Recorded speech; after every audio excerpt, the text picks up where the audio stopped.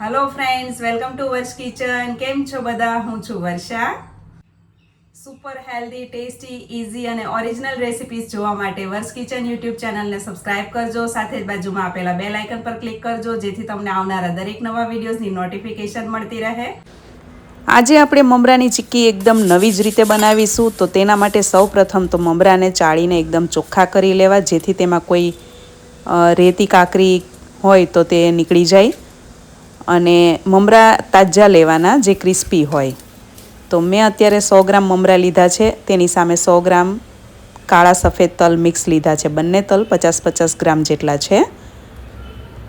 અને આ બંને ચીક્કી મિક્સ કરીને બનાવશું તો ટેસ્ટમાં બહુ જ સરસ લાગશે. અને નાના બાળકોથી લઈને વડીલો કે જેમના દાંત નબળા હોય અને ચીક્કી ખાઈ નથી શકતા, તે લોકો પણ આ ચીક્કી ખાઈ શકશે તેવી ફરસી ચીક્કી બનશે. તો સૌપ્રથમ આપણે તલને 5 મિનિટ શેકી લેશું ધીમાથી મધ્યમ ગેસની ફ્લેમ પર, એટલે તલ પણ એકદમ સરસ ક્રિસ્પી થઈ જાય અને ચાવવામાં ઇઝી રહે. તલ થોડા ઠંડા પડે ત્યાં સુધીમાં આપણે હવે મમરાને પણ શેકી લઈએ. ચીક્કી બનાવવા માટે નોનસ્ટિક પેનનો ઉપયોગ કરશો ને તો બહુ સરસ ચીક્કીનું રિઝલ્ટ મળશે.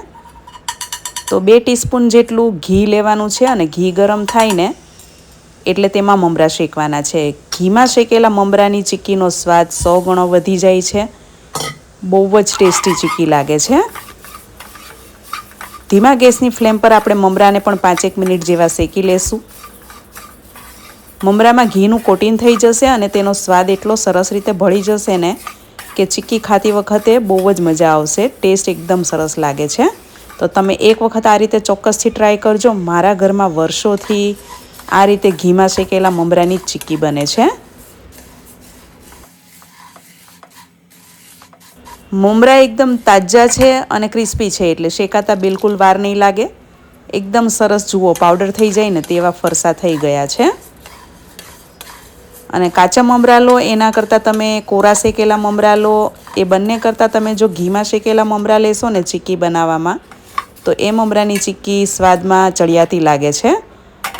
ગેસ બંધ કરી દઉં છું. મમરા સરસ શેકાઈ ગયા છે અને 5-1 મિનિટ આપણે તેને આ પેનમાં જ રહેવા દઈશું, એટલે તે એકદમ ક્રિસ્પી થઈ જશે. હું ચીક્કી બનાવવા માટે કોઈ સ્પેશિયલ ચીક્કીનો ગોળ નથી લેતી, કેમ કે તે ગોળ બહુ જ ચીકણો આવતો હોય છે. તો મેં અત્યારે આ કોલ્હાપુરી દેશી ગોળ લીધો છે. જે કોલ્હાપુરીમાં 2 ગોળ આવતા હોય છે, જે એકદમ સફેદ અને એક થોડોક લાલ હોય છે. તો આ લાલ દેશી ગોળ જે આવે છે ને કોલ્હાપુરી, તે ગોળ મેં લીધો છે.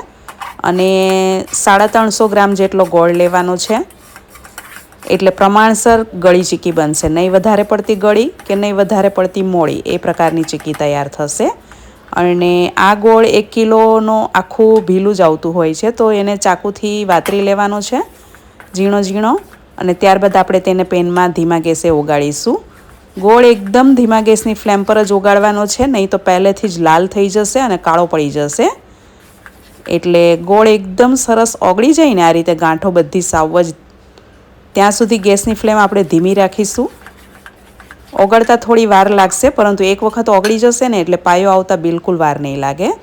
આ રીતનો કોલ્હાપુરી દેશી ગોળ આવે છે, એનો મેં ચીક્કી બનાવવામાં ઉપયોગ કર્યો છે. અને આની ચીક્કી ખૂબ જ સરસ બને છે.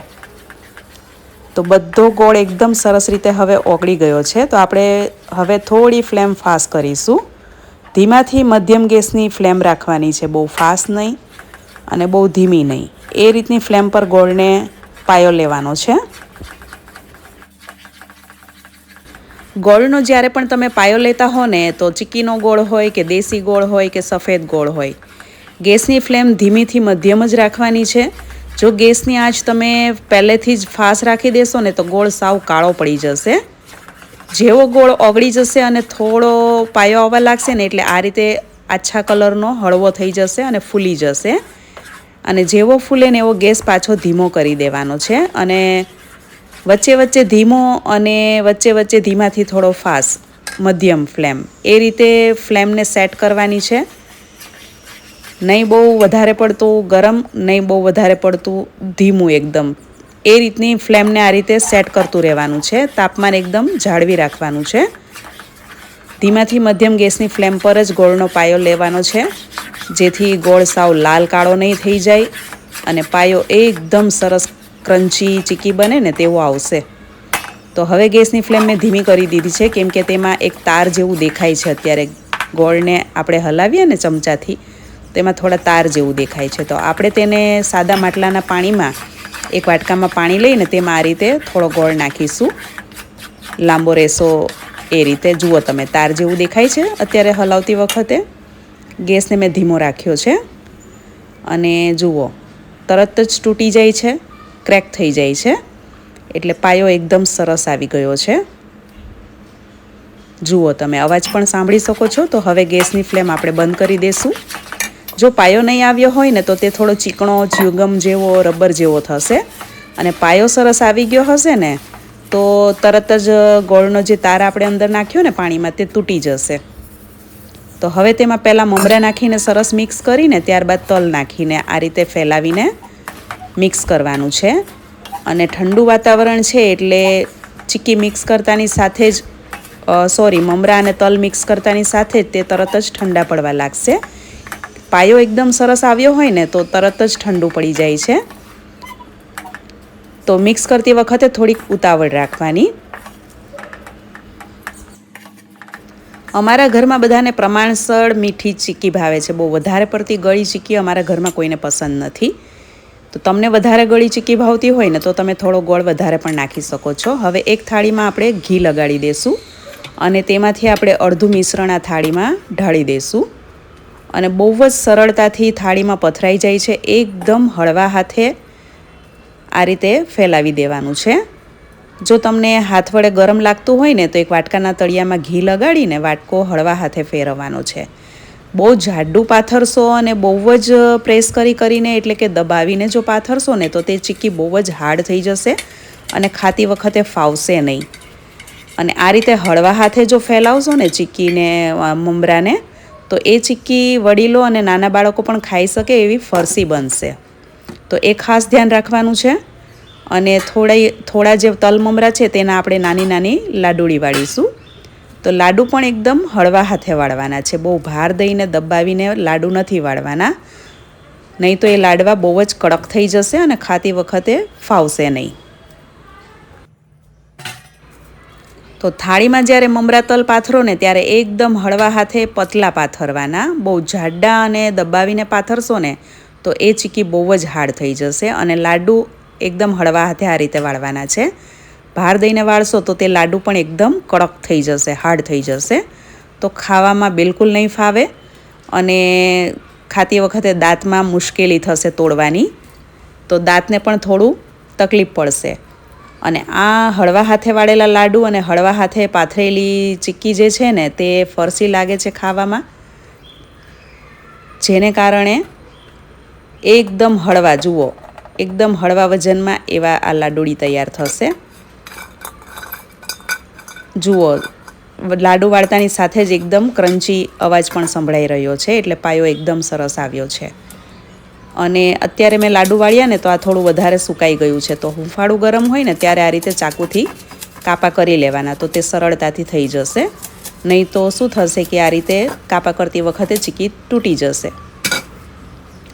અને જેટલી પતલી પાથરશો ને એટલી ચીક્કી ખાવાની વધારે મજા આવશે. એટલે મોટી થાળીમાં પતલી પતલી પાથરવાની, એટલે મમરાની તલની ચીક્કી એકદમ પતલી થાય.